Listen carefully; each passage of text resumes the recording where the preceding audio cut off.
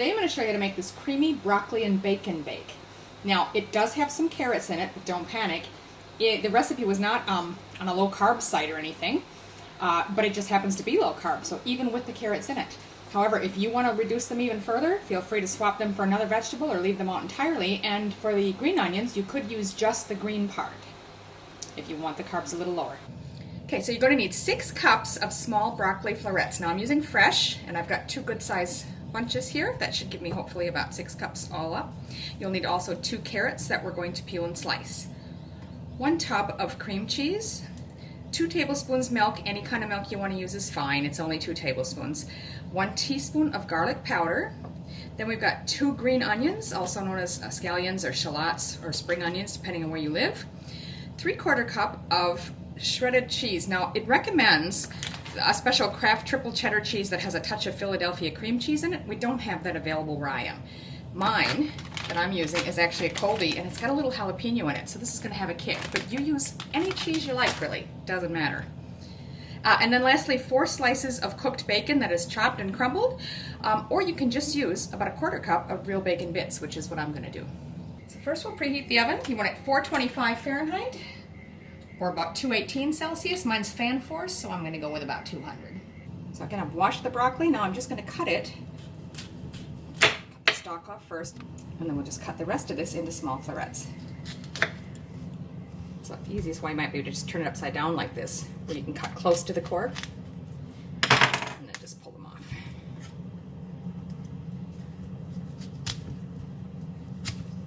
And if you have any pieces that are big, like this is one kind of, it's all a lot of smaller ones, as you can see, just sort of rip them apart.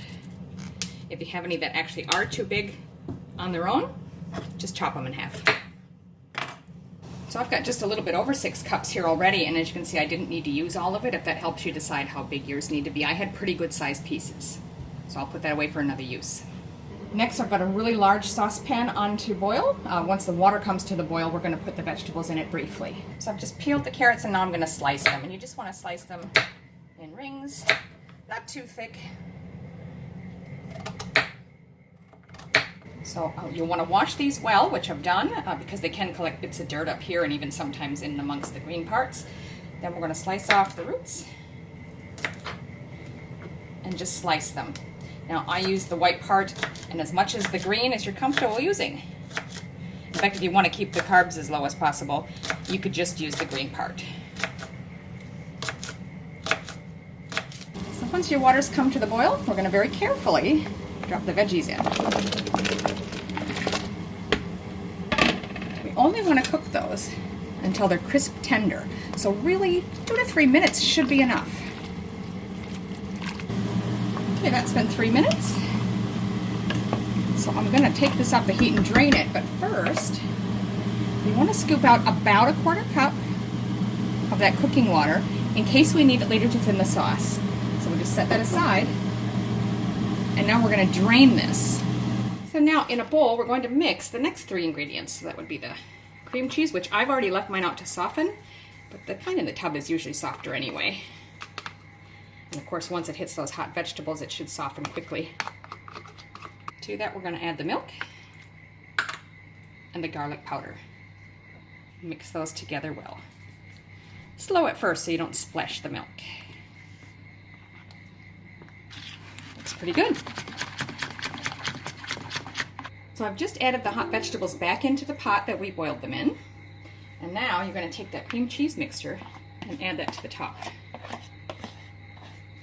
Now we're going to add the green onions to the top of that. And stir to coat everything. Now this is where, if it seems too thick, you can use a little of that reserved cooking water to thin it out again.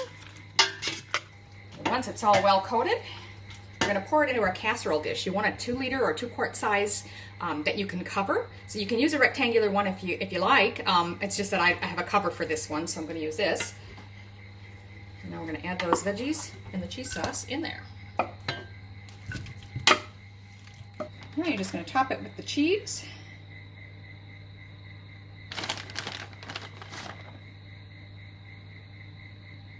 And your chopped bacon.